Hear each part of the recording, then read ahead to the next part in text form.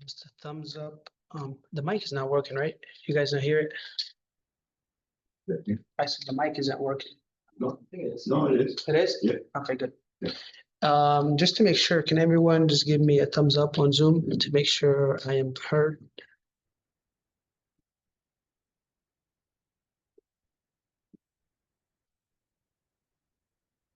Okay, thank you, Brian.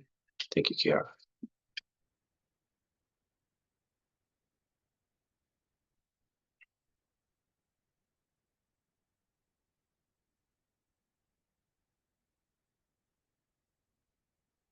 Do you work for LightPath Technologies? Yeah, Are they a local company or? yeah, they're on Research Park.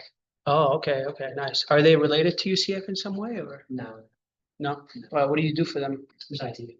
Oh, okay, IT. Nice. Interesting. Thank you, Joshua.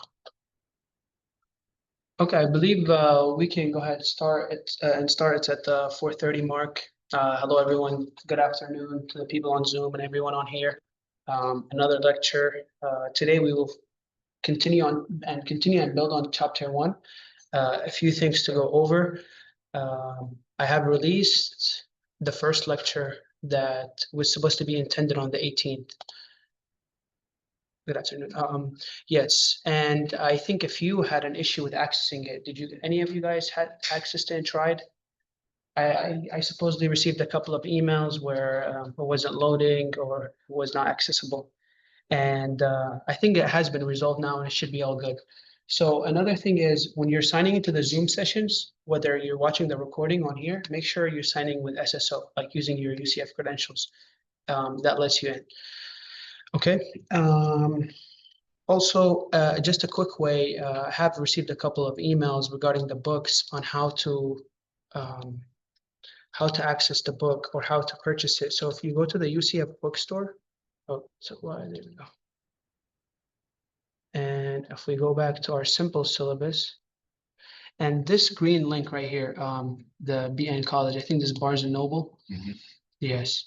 So all you need to do is just search, put the ISBN here or the keyword, and you can find that directly from the syllabus. This is the book by Rose, and you just enter it here. It's synchronized in a way so it knows that this book is coming from this class, and then you can just submit, and after that you have the options to rent or pay. That's up to you.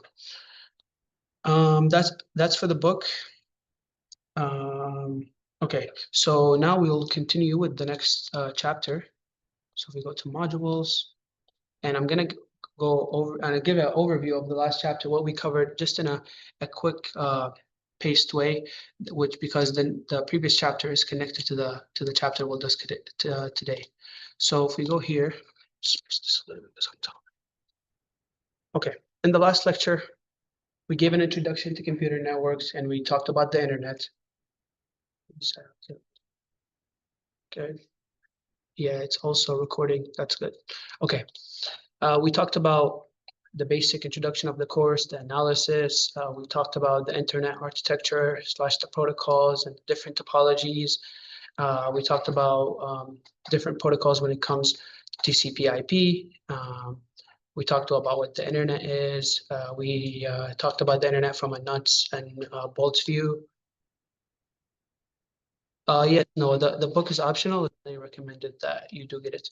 Yeah, we spoke about the internet from a nuts and bolts view, very simple as a service and what it provides. We talked about protocols and what they are. We gave a human analogy of a protocol and networking analogy, and then we dived into the network edges. So basically anything that's connected. We talked about the structure more in detail, global and regional ISPs. We talked about the networks and physical media. We talked about bandwidth as well, then the various cables like DSL, cable-based access, and the hybrid one, which is fiber and coax. We gave a summary of those. We talked about the home internet. We talked about wireless and cellular networks and enterprises as well, different topologies, the speed, links, physical medias. And we talked about the coax cable fiber optics and that was basically a wrap up of what we discussed last lecture. So in this lecture, we're going to continue, and let me just download this.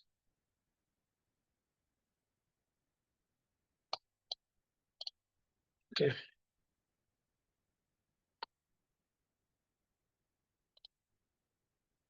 Okay, let's go ahead and begin. So as I have to mention this, the lecture is recorded, and some of the a portion of the slides is coming from the book directly. And if you click on that link, it takes you to the book and to the slides as well, where they have various slides and it's expanded, but they go chapter by chapter. So for today's lecture, the objective of it is to explain packet switching and circuit switching. And we're going to talk about each one and the benefits and what it provides as a core transmission method. We want to summarize how the data is encapsulated through the OSI layers from the top to a bottom approach, like packets, frame, and bits. Identify and explain the 4 types of delays. So when packets get sent, there's going to be delays with them, and there's various delays. There's queuing, transmission, and propagation, and processing as well. We want to understand how queuing and packet loss occur in routers. Also, I have given an example of DOS. Anyone familiar with that, denial of service attack? Okay, good. How it happens when it comes to type of the delays. And we're going to outline the internet structure as networks of networks evolving in internet service protocols and content providers. If we think about networks, it's not a complicated problem. It's actually a complex problem. It's an internet of internets. We start out from local devices, and that could be anything: PCs, tablets, telephones, and those get connected to switches. The switches get connected to routers, and it becomes bigger. We have home internet, we have cellular internet, we have different types of internet, like local, and we also have enterprises, companies, hospitals. UCF is an example. Those get connected to regional, and the regional get connected. So it's very complex. In my graduate class that I teach network science, we talk about complex problem, but this is the idea. They're interconnected in a way. So this is the roadmap. Last week we talked about 1 and 2. Now we're going to talk about 3, and we're going to start with 4 as well. So network core, packet switching, circuit switching, and the structure, delay, loss through and throughput in networks. So the roadmap, mesh of interconnected routers. And this is basically what networks of networks is. When you think mesh, think of a topology that's interconnected in a way. And we discussed this in the last lecture, where we have a lot of devices that are interconnected with each other via switches, routers, and wireless access points. Okay, and what packet switching is it breaks the data that comes from the application layer into packets. I'm going to give an overview in the next slides about the OSI model and how the data becomes packets, because it does not start as packets. If we actually go back to the application layer, it starts as raw data, or you can say payload. So what the network does, it forwards packets from one router to the next. So if we are using our PC here, we're trying to send something, we use this router, and this router forwards the data to the destination via the IP address of the sender and the receiver. So the router does 2 things. Can anyone tell me of the 2 things that they do? Go ahead. Send and receive packets. Send and receive packets. Okay. It forwards the packets, and when we send, we also have to find the best route. And to give you an example of that, when you're on a call, it finds the best route for you, such that your call doesn't have a delay or it doesn't disconnect. So that's basically the idea. And a mesh of interconnected networks and routers is basically this big of an image. So I believe most of you know about the OSI model, right? And have an overview and maybe an idea of it. Yeah. Okay. So when we look at this, first, ignore the points. When we talk about the figure, we have to acknowledge a couple of things about this figure. First, we have to acknowledge the colors. We have green, brown, and the yellow. The green mostly is dealing with the application, and brown is the operating system. And these 2 layers, the physical layer and the data link layer, are dealing with the hardware. But from layer 7 and 5, they also deal with the application and operating system. So it's combined. And if we look at the OSI model from the top, to bottom approach starts with the application layer and makes its way down. That's from a client perspective, because we are, as clients, we are dealing with the application. As it makes its way down and gets sent to the server from the physical layer to the server, it goes in the opposite direction. It starts from 1 and making its way up to 7. So like if you're requesting a home page, it starts from the application layer and makes its way down. So application presentation session is user data, also known as payload. When we get to the transport layer, it breaks the data into segments, various protocols. We know that each step has a specific protocol. The transport layer is responsible for breaking the data into segments, and we have TCP and UDP. A quick idea of them: that TCP is when it sends the data, the receiver acknowledges. The UDP does not. It just sends it, and we don't know. Think of it like an email. When we send an email out and we don't get a reply to it, we're not getting an acknowledgement.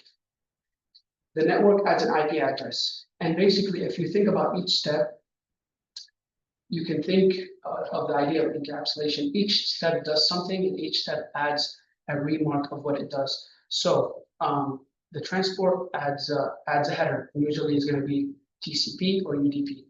The network adds an IP address, and it creates the packets, adds the IP address of the sender, and adds the receiver. The data link also adds a header, adds the MAC address, the physical address, also creates frame.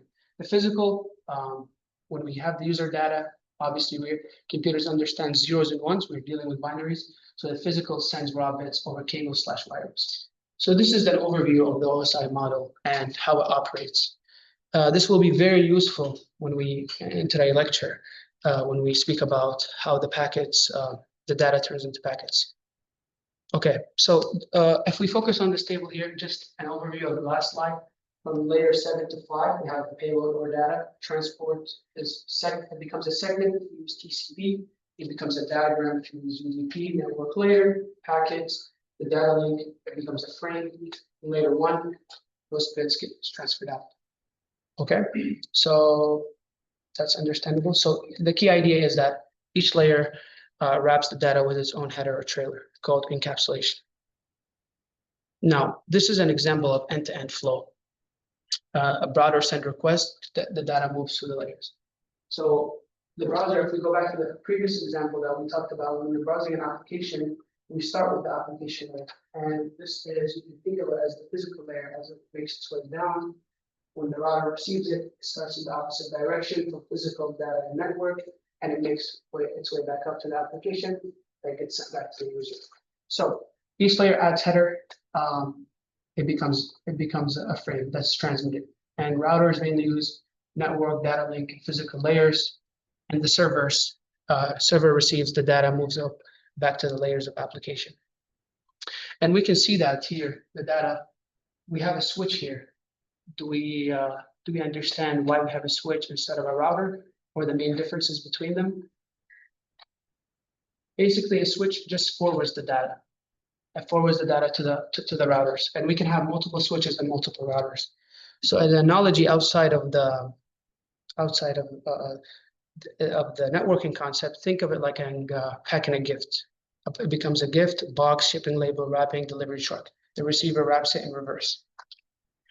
So when we send packets of data, the host sending function, how it operates, is it takes application message and it breaks into smaller chunks known as packets. And we know this is being done in the network layer. So basically, we have a host that wants to, the data is being transmitted to the router. And we have here 2 packets as known as L bits of each. So when the data gets sent over, the R is the transmission rate, also known as the packet transmission delay. So this is the time needed to transmit L bit into the packet link. So what it does is basically the packets, it gets broken down to smaller chunks, and it gets transmitted to the rate. We talked about in the last lecture about the different transmission rates and the different type of links, copper, coax, and all that. The length transmission rate, also known as the bandwidth. Okay, I have an example of this. So before I give the example, when we have bigger files, we always know there might be a longer delay. But if we have a faster link of the speed, like coax or fiber optic, there's a shorter delay. So it depends on what are we using. It goes hand to hand. So when we have a slow connection, imagine you're sending a file about the size of a short song, 125 kilobytes. On a slow internet link that gets transmitted, that can handle 1 megabit per second, it takes about 1 second to push the file into the web. That feels like a noticeable pause before the file even starts traveling. On a fast connection, if we take the same file and we send it on the transmission rate link of 100 megabits per second, here it takes only a few hundreds of a second, basically very instant. You wouldn't even notice the delay. And it's calculated via this formula. We have L bits over the bits slash seconds on the denominator. So basically, the slow connection is just like how dial-up. Oh, what was it? Dial-up, like how a dial-up internet was. Yes, exactly. So now with the routing algorithm, how the data gets sent over, we have to have a protocol, aka an algorithm. So we know that switches forward the data to the routers. The routers also forwards data and it finds the best option. Here is just the routing algorithm here in this picture. You can consider it as a dummy algorithm. We'll speak about how the data gets shifted. But basically here we have the destination address. This could be the MAC address that is identified to the router and gets sent. When we send our data, we need to send it in the most efficient way. So that's what the router does. It finds the best alternative. We have option 1, 2, and 3. We have to find the most efficient option. And that's what our router does generally, forwards and routes. Okay. So for the routing, is it everyone from Florida in this class? Locally? Anyone from outside, from other states? From where? Vegas. Oh, Vegas, okay. On the opposite side. And you moved here for school or you live here? For school? UCF? Oh, nice. Like here in Florida. Yeah. Okay. It's kind of similar, right? In terms of like the weather? Pretty similar. I never been. No, it's not. It's not. It's like Yeah. Vegas is the desert. Yeah. Vegas, okay. It depends where you go. It's like 100. Yeah. Oh, okay. And it's dry heat, right? Not humid? Okay. Yeah, you treat it At least right. it ain't humid. You said what? At least it ain't humid. Okay. That's Is dry heat better That's than? dry heat. It's dry heat. Unless you go like to like where the mountains are at, it's a Okay. little cooler over there, but it's dry heat. So you guys are saying Texas weather is better than Florida weather? No, No? no, It's different, okay. no. Okay. Has anyone lived in Florida for a while now? All of you guys? All right. Born and raised? Yeah. Okay, I think it's. okay. Yeah, I think I traveled to a lot of states. I haven't been to a lot, but I have been to some. I would say Florida is the best as an international. The roads are nice. There's not a lot of traffic. The weather I'm used to where I come from, so I don't mind the weather. But back to it. So the routing, it finds the best option for us. And this is an example, an analogy of the United States map. And if we're sending something from San Jose to New Hampshire, there's also going to be two ways. We have and there's a lot of factors that we should consider: the time, the mileage, also which interstate we take, the congestion of the roads, because we might find a shorter path, but there's a lot of traffic, maybe a lot of congestion, but the long path is like straightforward. There's not a lot of congestion.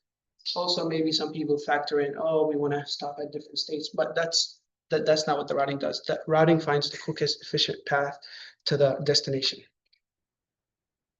Oh, there we go. We're there. Okay. And now we have forwarded. Forwarding is different from routing. Routing, we said it finds the best option. So forwarding, it just forwards the data. When we think physical about these, we can think about switches. It just forwards the data everywhere, like we have to different cities here. So this is what basically forwarding does. Now, when packet switching, there's something called store and forward. When the packets get sent, it don't automatically get sent. Some of it might be stored. And the router has a buffer. And the buffer is basically to give you an idea of our mobile applications. We can only download a certain amount of apps because the maximum size of our phone has storage. So the buffer is the same thing. So the L bits per packet, the blue ones, the source is sending 3 packets.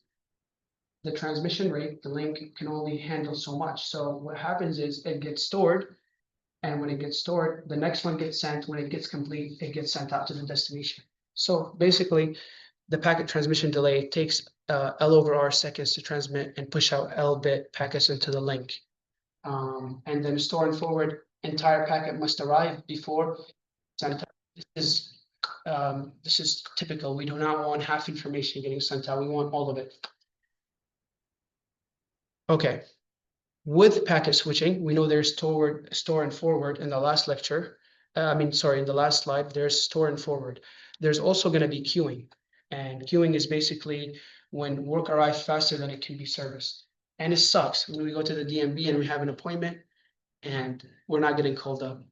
And you can think of it other tips. I think this is people waiting for the bus, and it takes time to come or they have to wait. I'm not sure what they're waiting for here, but they're waiting for something. It's the McDonald's line.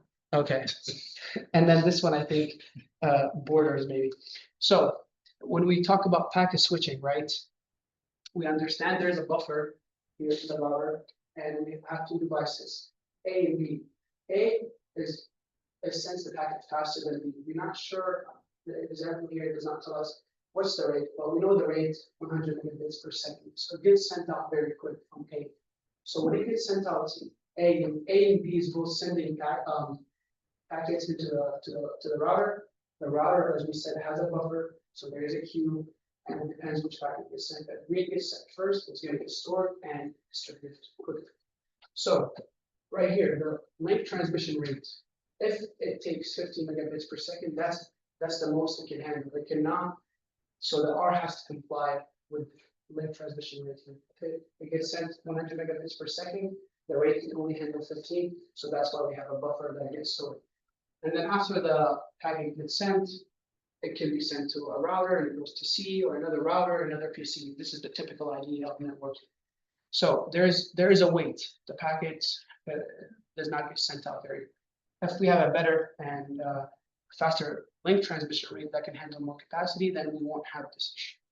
But queuing happens. So question, I understand that is something megabytes per second. Once it reaches to the queue for the router, I see that it says it's 15 megabytes per second. So does the router indicate which file it should process based off of the length of the file? Yeah, no, based on the length of the transmission rate. Yes, not the file. The file could be anything. When it gets sent out, the buffer is, the router has the buffer and controls everything basically. So, so in the last slide, we discussed where we have queuing, right? But when queuing happens, we can also lose packets. This could happen because the buffer can only handle so much. If we're talking about the same example, the router has a buffer size, right? And if we receive a lot of packets, it will be a buffer overflow issue, which you guys should know. Yeah. So if arrival late to link that exceeds the transmission rate of link of period of time, packets will be in queue waiting to be transmitted to the output link. But it can be dropped, lost if memory buffer fills up. Now, this is, I added it personally just to give you an idea of a real world example of when there's a queue, how it could lead to maybe an attack, a vulnerable attack. So DOS and queuing. So denial of service attacks. Does anyone know the difference of DOS and DDoS? But Distributed denial of service is when you have multiple devices all into the same. Okay. Yeah, bots and tickets and yeah, good. So attackers flood on a router on a server with massive traffic. When they send out massive traffic, the buffer can only handle so much. It becomes denial of service attack. Legitimate packets can't get through because the queue is always full. And then that leads to the packets being dropped. Legitimate users experience server outage. And real world example, DDoS attack on a website, it makes it unreachable. And usually the motive of the attacker is maybe they want to discredit the work, or they just want to break everything down, tear it down, or it could be various reasons. So this is just an idea. Okay, it's good. That's all I just to review about network. Okay, we talked about packet switching. And there's an alternative to packet switching, which is circuit switching. Based on the last, when we talked about packet switching, can anyone think of a solution to that problem or no? Like when we have the router and it has a buffer size, it can only handle such amount of packets, we'll have an issue. How do we, go ahead? You could move the upload rate of the initial higher. That's right, okay. And also, the alternative to packet switching is circuit switching. And just focus on the figure here, don't focus much on the bullet points. Here we have different routers and we have different devices and they want to send data to each other. Circuit switching, what it does, it allocates basically channels. So here we have 4 different channels and it's basically reserved for you. We won't have a buffer issue anymore. The data gets sent in this specific channel and it gets to the router. Will get sent in time. There won't be an issue like that. But the problem is when this PC wants to send something a day, this right here, this channel will be free. It will be idle. So it's not being scaled and not used efficiently. So basically circuit switching, end-to-end resources allocated for call. And this, they usually use it for call because when you're on a phone call, you do not want anyone to interrupt. In a diagram, each link has 4 circuits, as I showed you. And call gets to the second circuit, and the top link, and the first circuit is the right link. So dedicated resources, there is no sharing. It's guaranteed performance. And then circuit segment is idle if it's not used. No sharing. It's commonly used, like I mentioned, in traditional telephone networks. There's an interactive exercise. If we have some time by the end of the lecture, we'll answer it about circuit switching. Yes, sir. In the previous example, you have a lot of circuits funneling into a router, which like goes to an endpoint. Won't that funneling cause a bottleneck and then cause packet loss, or how does it fix packet loss? With packet switching?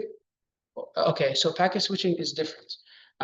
We will explore that in the next, I'm not sure if it's going to be in this slide or the next chapter, the next part of chapter 1, but we are dealing with packet switching, not circuit switching.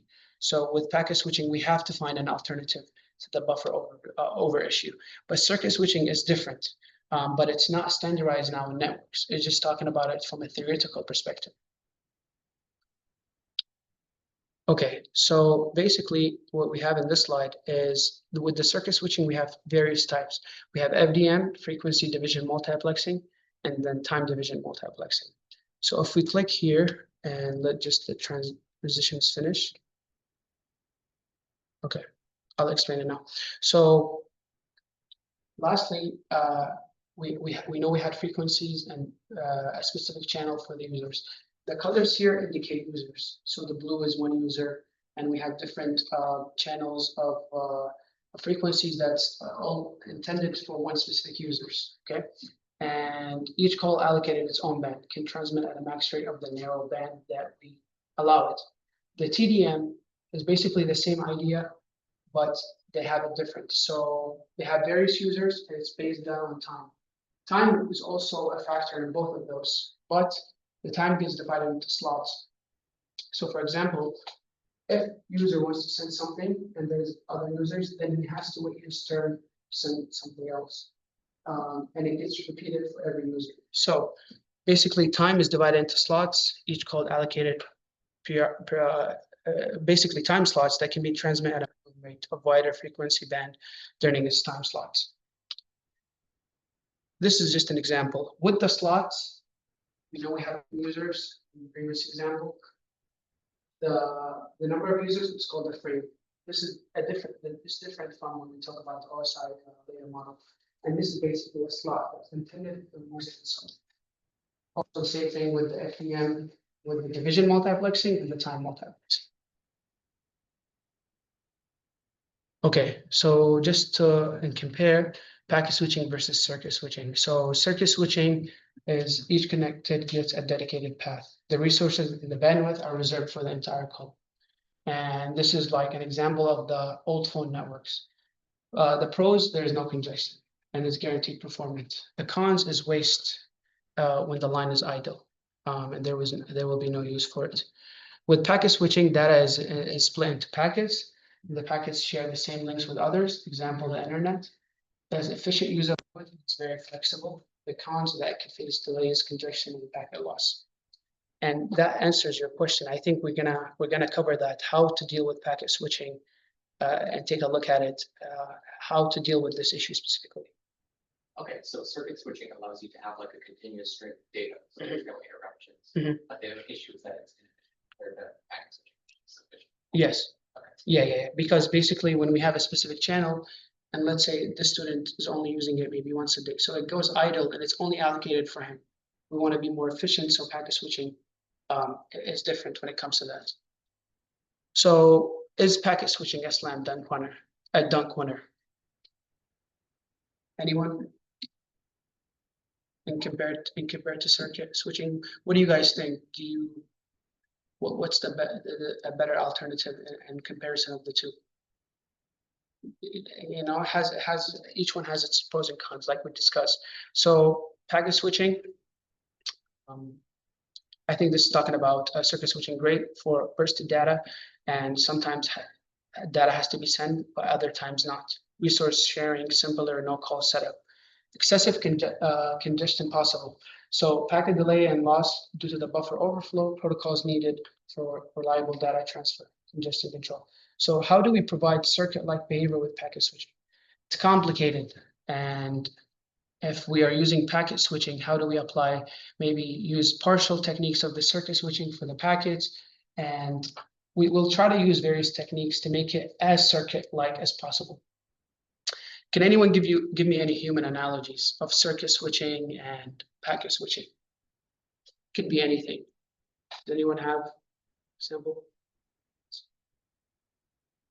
You say circuit switching is like a parking lot where you can just park wherever you want. Uh-huh. And then packet switching would be like, you're at like an apartment complex or something where you can only park in reserved spots. That's a good one. That's a good one. Yeah. Yeah. Or there's a time constraint on parking where you have to leave after what, 15? Or like whenever you go to Target and you gotta do that curbside. Delivery. Yeah. Okay, yes, exactly. So it has its pros and cons as we discussed. So now we're gonna shift over and talk about the structure and network of networks. When I said networks are is a complex problem, because we are talking networks of networks. It will expand. I will talk about it in the next slides. So the hosts connect to the internet via access, the ISPs. We have mobile networks, home networks, enterprise networks that connect to ISPs. It could be local or regional, national or global, and also have a content provider network with the data centers. So access ISPs in turn must be interconnected so that any two hosts anywhere can send packets to each other. If we're sending an email to Germany or to Japan, there needs to be an interconnection with the host and the systems. Resulting in networks of networks is very complex. And there's also economics involved to it and national policies. Inside the US, maybe we can agree on something. But when we take it outside the US scope, there will be policies that we must follow and there's agreements. So the economics is involved. And we'll talk a little bit about it. So let's take a stepwise approach to describe the current internet structure in today's world. So given 1 million of access internet service providers, how do we connect them together? Does anyone have an idea? The next slide will answer it, but just pick your heads. Yes. You have something, or you're just thinking? Yeah, more like how humans have connections. Have you heard of the like 7? It's something with humans, like you can know everyone. Yeah, like the 7 degrees. The 7 what? You know everyone in the world Mhm. in like 7 degrees of freedom. So Okay. basically, like I would only need to know. One person that connects me to another. Yeah, Yeah. that chain Yes. only Yeah. has to reach up to 7. Mhm. So I was thinking like you can have like hubs where like all of them connect to a bigger hub, Yes. and then I can. The smaller. Or I could look at it like, you know how they do the pyramid schemes. You can think of it that way. Yeah. That's how I look at it. It's like the pyramid scheme. Like, yeah, you got your triangle, you're connected. Now this person's connected. Now these people are connected. Yeah. It's- Big center that ISPs share with each other. Yes. Yeah. But, yeah. Yes.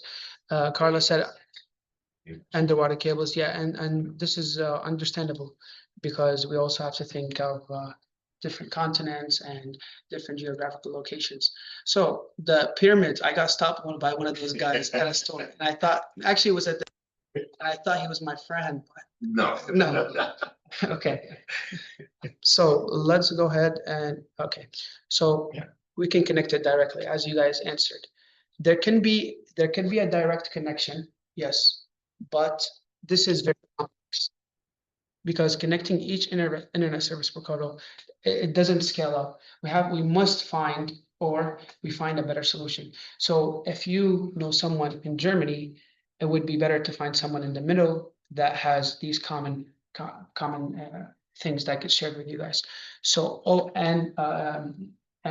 two square is basically that it's a complex problem. So next, network of networks. We have the option each internet service provider to a global transit ISPs. Yes, we can do that. So this is how it get done. Like you mentioned, global ISPs. We have a different routers, and these connect to us. These blue things right here, you can think of it. When we're talking big scale, it could be universities, it can be big companies, it can be enterprises, institutions, it could be anything. Nation network. Yeah, a lot of it. So when we have a global ISPs, but there's only one viable business, obviously, when we're talking about world, money comes in and business is there, so there will be competitors. So everyone will try to make their own ISPs, like we have A, B, and C. The benefit for the people that are here that are connecting, they're getting it faster and more efficient, maybe a better price than having one global ISPs. So it becomes a competition over time. And then who will want to be connected? Also the internet exchange point. And these are the red links that are connected to each ISPs. And they are just making sure that internet gets exchanged between the ISPs that we have here. We have one link, maybe two links. And also now, when we have different ISPs, they can also connect period. So that could also happen with that. Okay, and then we have regional. So it starts big and then it scales down. So when it comes regional, regional can make something close to their institution, and they're also getting internet service from the higher ups, basically these ISPs, B, A, and C, and so forth. And then we have content provider networks, and these are basically we say the big dogs, Google, Microsoft. They may use their own network to bring services, and it's content close to end users. So for Google, they also see various factors of it. There is a faster and a straightforward interconnection for the users, and it's also business viable for them, where they can join basically this figure, and other ISPs A, B, and C can be connected to it. And here's the structure. Networks of networks. We have the big tiers, tier one ISP and another tier, and then we have Google. These get connected to the exchange points. We mentioned various regionals, it could be a lot. And here we talked about these could be users, institutions. Here we see Google, we have a direct link to the access internet service provider. So this is beneficial for the users, and also beneficial for the other tiers to be connected. Obviously, it comes with cost, agreement, and a lot of things. Yeah, I think that is it for this slide.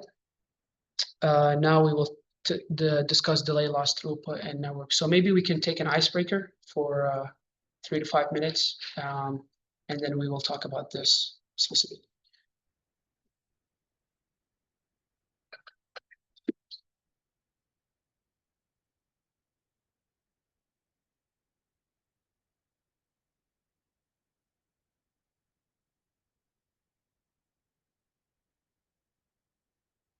Resume at like 5:13.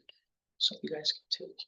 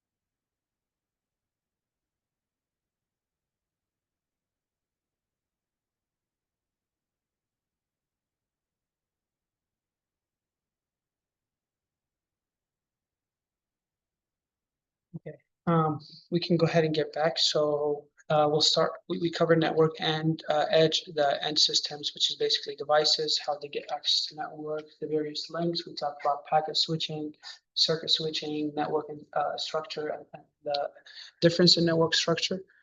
Next, we're going to discuss delay, loss, throughput networks. And this is basically what we discussed in the previous slides, but as we discussed, there is various types of delays. Okay, so how does packet delay occur and it gets lost? So as we know, we have a buffer for the router. Packets queue in the router buffers waiting for transmission. So the queue length here basically grows when the arrival link to the rate temporarily exceeds the output capacity. And same example, we have either A and B that sends various packets, and here we have a buffer.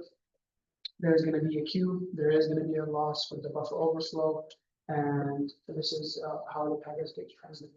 So packets in the buffer is what is occurring the delay queuing, and then the free available in the buffers are arriving packets, and dropped, there is no free buffers. So this is just a recap of the last slide.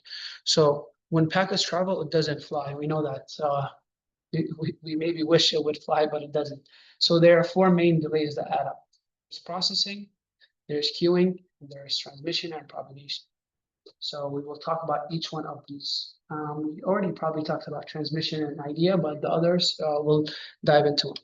So the idea stays the same for all type of delays. The idea and the image will stay here the same, but we have different delays, and we will talk about it now. So we have the processing delay. It's the time that a router takes to examine the packet's header and decide where to forward it. Because when the packets get sent, it has special information like IPs of the sender and the receiver, have also the MAC address. So this is the processing that it takes to know, hey, I am getting this packet. I want to know where I should send it to. So there is a processing delay. And we're talking about networking in today's world, in the cutting edge of today's devices and technology. We don't feel none of this. It's very instant and quick, but we must understand this as a theoretical of networking to understand the networks. So it's usually very small microseconds. It also includes error checking, get errors, drop packets. It also checks for that. Now, the next delay is the queuing delay. This is the time that the packet spends in the buffer that it waits. So depending on the traffic load, it can be very small or very large. And this could vary if we have maybe 5 devices, more than 5 devices, what is sending what. There's a lot of factors that can go into it, but basically that's the time that the packets wait in the buffer. You can think of analogies like the traffic. Our cars go into traffic, but maybe if there's an accident, it will take longer for maybe to get out of traffic. But if there's maybe a car on the side that has some mechanical issues, maybe it is quicker. Then that depends on, I believe, on the police, how well they manage. Because sometimes they close the roads for no reason. Like they close 3 roads and the accident is on the right road. I don't get it, but yeah. So if the queue is full, packets are going to get dropped. And next we have the transmission and propagation delay. So transmission, we talked about it, is the time to push all bits of the packet into the link, and we use the formula here over our parentheses of the seconds.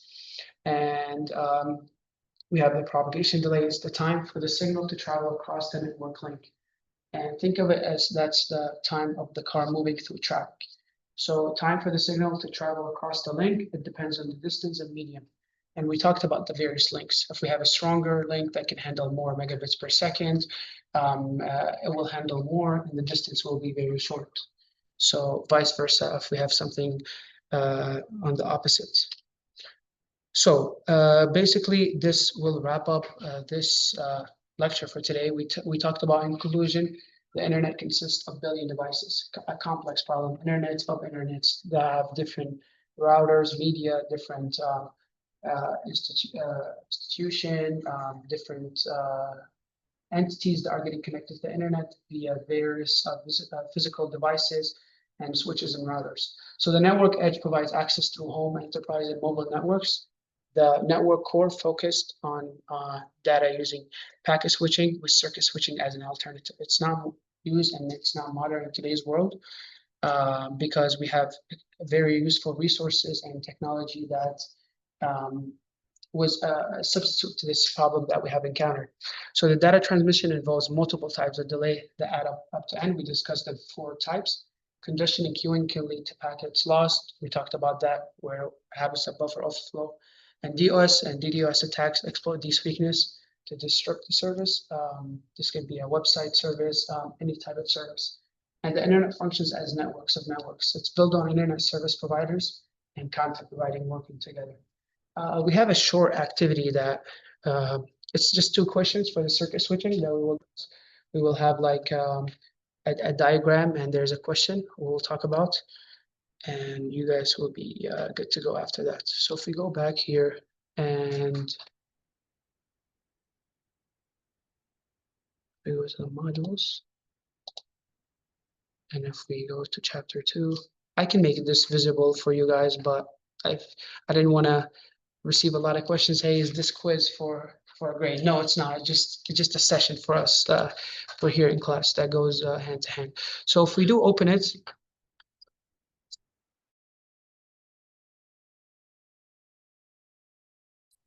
they're awake, they can join as well.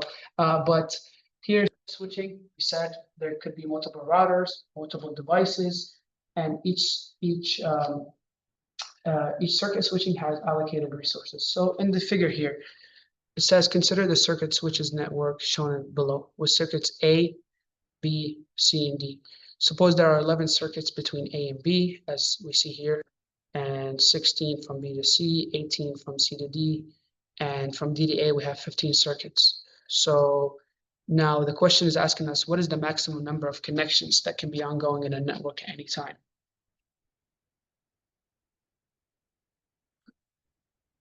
$11? No, because here when we're talking about a network at a time, we're looking at the big perspective of a lot of circuits.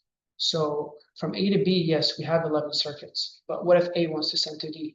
We have 15 circuits. 60. Okay, so we add them all up, right? And I think you did the math, 60? Okay, let's try. Oh, this one is not typing, wait.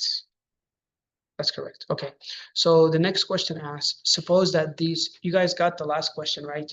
What we do is just basically we add the number of the allocated circuits, and this is basically the allocated that we have that we can send data through. So the next question is, suppose these maximum number of connections are all ongoing. What happens when another call connection arrives to the network? Will it be accepted or not? No, right? And the idea will be no, because we said with FDM, whether it's time division or channel division, when we have different channels, the channels are dedicated and intended, meaning they're getting used. Even if one user is using them, it goes into idle, but it's also reserved. So this question would be no here.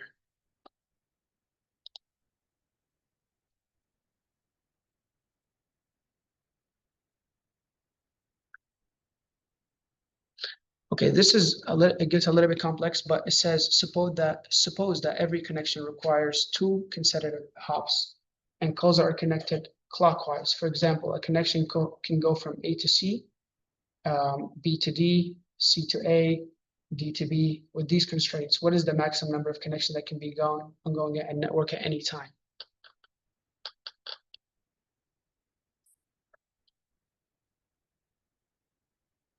Take time.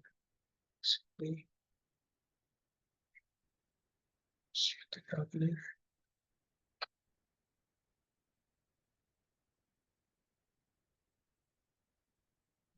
$27. Go ahead. 26. 26, 27, you guys are close. Can you tell how you got that number? I would have to like pick any 2 close by. Mhm. And then I would pick from each of those 2 groups, I would pick the minimum value. So for example, either going from AC or Whichever, okay. yeah, coming from the top down. Mhm. they would be limited by the 11 circuits. Okay. And then either configuration I do, We just, we calculated, so, no, I think it might be right. So, Well, if you go A to C, it would be 11, and then C to A would be 15, so I think it's 6, right? yeah, but what you said is 27, that might work because what you can do is. Oh, the maximum, oh, yeah, the maximum. The 11s and 15s, right, that'd be limited by 11. and then 16H would be 16, yeah. So 27. Okay, let's go ahead and try that. That's incorrect. So. Yes, yes, in that you're correct. So it becomes 30 instead of 26. So from A to B, we have 11 circuits, right? And then from B to C, it's total of 16. And from C, it's 18. So D to A is 15. And when we add the 11 plus the 5 for the two consecutive hops, it becomes 30. It's so the idea of it is we have different circuits from A to B, and we have the various allocated circuits for each one. So going by the example that you talked that we are adding, right? So we are choosing a specific thing from A to B, and you guys are essentially adding it, right? And what you said is a little bit different. Can you tell them what the difference between what they suggested and you suggested? I mean, I just looked at the clockwise, and you just like, Mhm. I'll just start with like. Oh, you can see it there, okay. Yeah, B to D. Mhm. You got the 15 circuits and you got the 11 circuits, just take rid of those two. Okay, And then you just rotate it forward, so like, now you're at A, you'll do 11 circuits, 16 circuits, 11 smaller, take the 11. You have B, you see 16 circuit, 18 circuit, 16 smaller. also 30 is incorrect. It's Hmm. it's 11, it's 11. Maybe wrong. Well, it'd be maximum at any given time. So for example, you might be having some overlap. Oh, just, yeah, actually, Okay. So we have B. And then we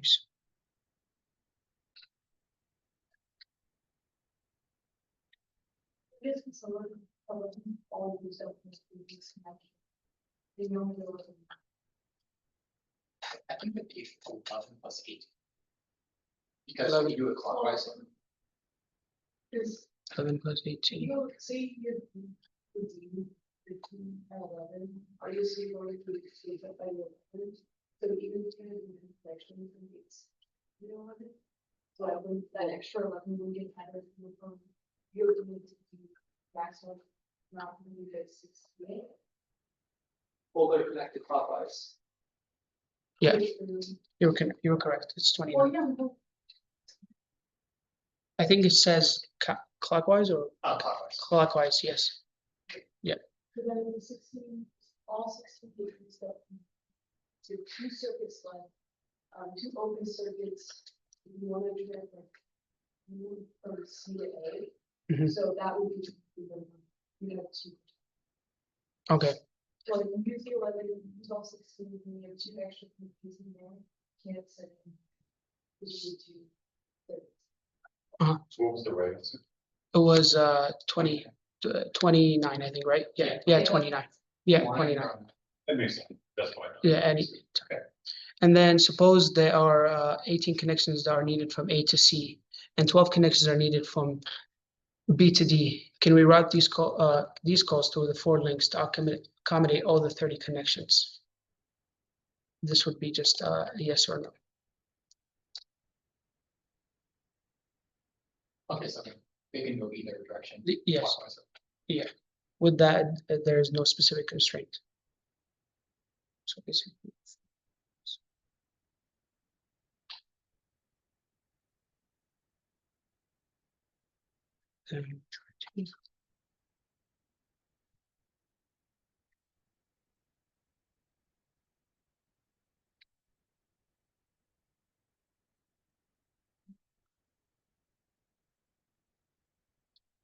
What are we thinking, yes or no? Yes, take your time.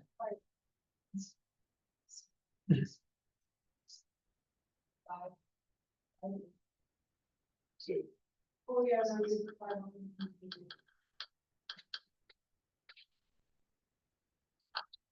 So we need connections from A to C and 12 connections from B to D.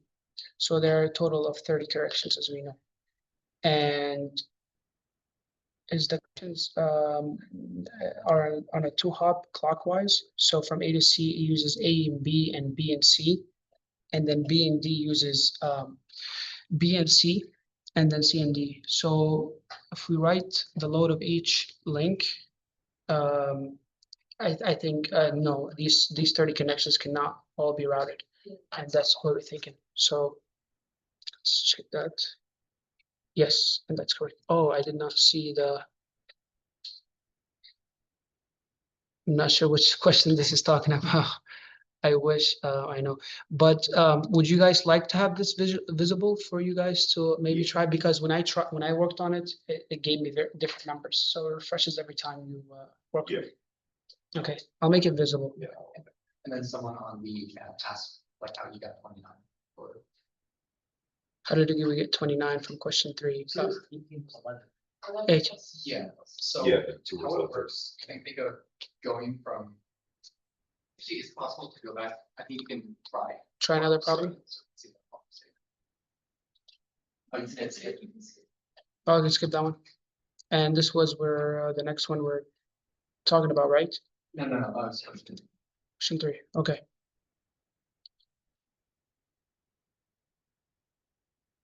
So this is the one where we got 11 plus 18. Yeah. Okay.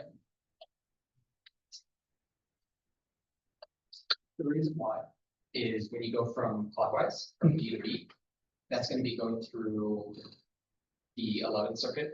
Yeah, from A to B is going to 11 circuits. Yep, and then also going clockwise from A to C, that's also going to be going through the 11th circuit path. Yes, So they're both constricted by that 11th circuit. by the 11, yes. That's at least 11 Mhm. taken care of.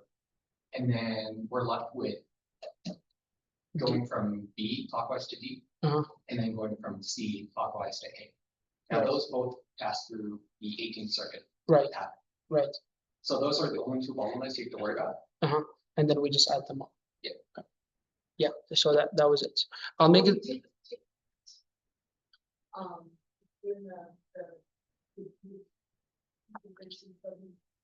here.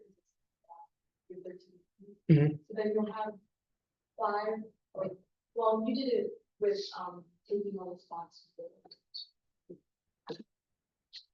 At one time, right? We calculated from clockwise from A to D, it'd be under the constraint of 11 plus the 18 from the other circuits, and then we just add them up.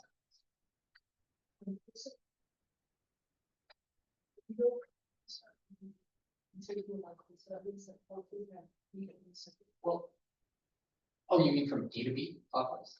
Yeah, I'm trying to. D to B, I'm just trying to. And then you have like. So that means 18 circuits will have 5, then 14 circuits will actually have like 3. So you just take the minimum that's left for the C to A's. yes. So yeah, basically an overview, we write down first the path uses for each type of call, and that depends on the question here. We see how many how many calls cells can each link support, and then we maximize the total cells. And then we check the feasibility.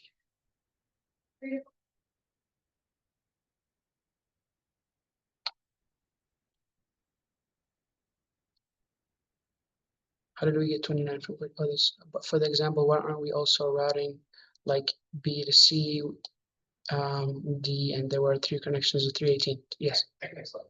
Okay. So the reason why is because we get to actually choose how many connections, how we do our connections. Yes. To arrive at next. Okay. So in this case, we can choose any configuration. For example, we could do from the path from A to C. Mhm. That would take up 11 circuits from the top hand side and 11 out of 13 right hand side. Mhm. But that leaves the left hand side and the bottom side both free. Yes. We haven't occupied. We haven't occupied those, we haven't used them. That's just straight phone. Configuring phone network. So once we go from C to A, Mhm. that's actually going to be constricted by the 14. 14, yes. So we can only go 14 from C to A, but that leaves us with 4 remaining to go from B to B to T, we can only have 2 of those, because the 11, 13, right?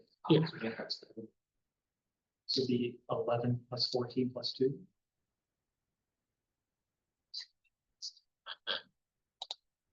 Yeah, This will be 28. We want to find the maximum number of connections. 37. Just Yes. And then. Okay, can we like choose different configuration? But Well, it's different numbers, so it might not be the same answer this time. No, it won't. At any network at any time. oh yeah, Yeah. he's saying maybe it's randomized and maybe different. It's, yeah, I don't know. Try entering 29. Eventually. I think that's what we answered last time. It's incorrect. 27. It's 27. Yeah, because Yeah. the numbers got, yeah, it changed it. Okay.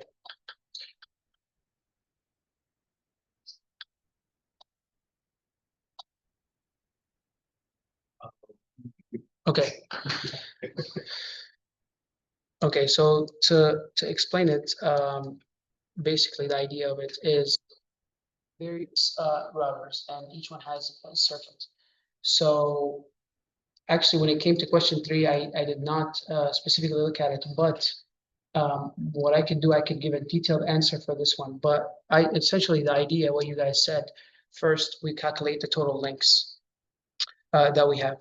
So if we go back to question, oh, it's the same one. So each connection from A to B has a specific allocated circuit. And then what we do is each needs 2 consecutive hops for it to work. So what we do is we write all the paths initially, and then we see how many cells it could support. So from A to C, from B to C, and C to D. And then we see the constraint that's per link. Then we maximize the total calls. And what we do by that is just basically we are adding subject to the constraint. So notice that we notice that each link is independent but shared by 2 flows. The total number maximum on the tightest link. So if we add all the constraints, it gives us a total number like we mentioned for how the student said. But I can release this and I can write maybe like a detailed overview of the steps that we will take to answer these depending on which route that we do take. Okay. I can release that by tonight for you guys for this, and I'll share the link as well.